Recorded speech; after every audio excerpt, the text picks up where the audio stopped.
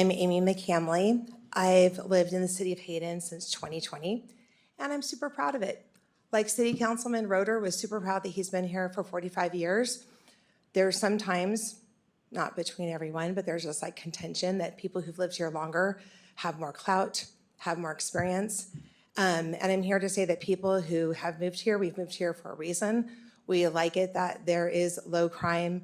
We like it that it is conservative. We love it that there's open space and not tons of building coming along. And so that rumor that people come here to change it, no, I see people come here who want to keep things somewhat the same.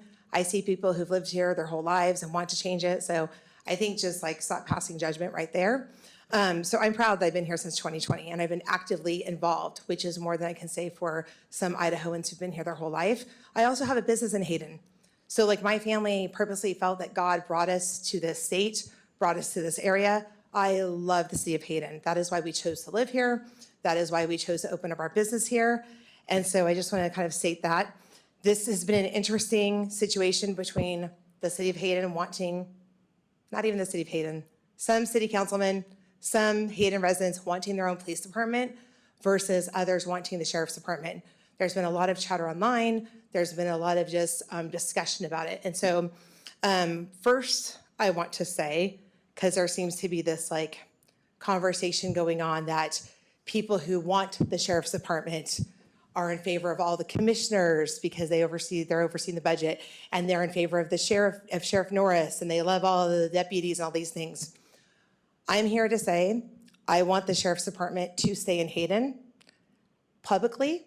Everyone, a lot of people should know this, but I have gone head to head with Commissioner Matari and Sheriff Norris and not agreeing on a lot of their policies. But I can separate that. I can separate and say there's been issues that we don't agree on. There's been issues that we don't see eye to eye on. Maybe there's things about their personality I don't like, but that doesn't matter. I don't have to like them. I don't have to be their best friends, and I don't have to agree with every single policy. But I am mature enough to be able to set things separate. And right now for the city of Hayden, Sheriff's Department has been doing an amazing job.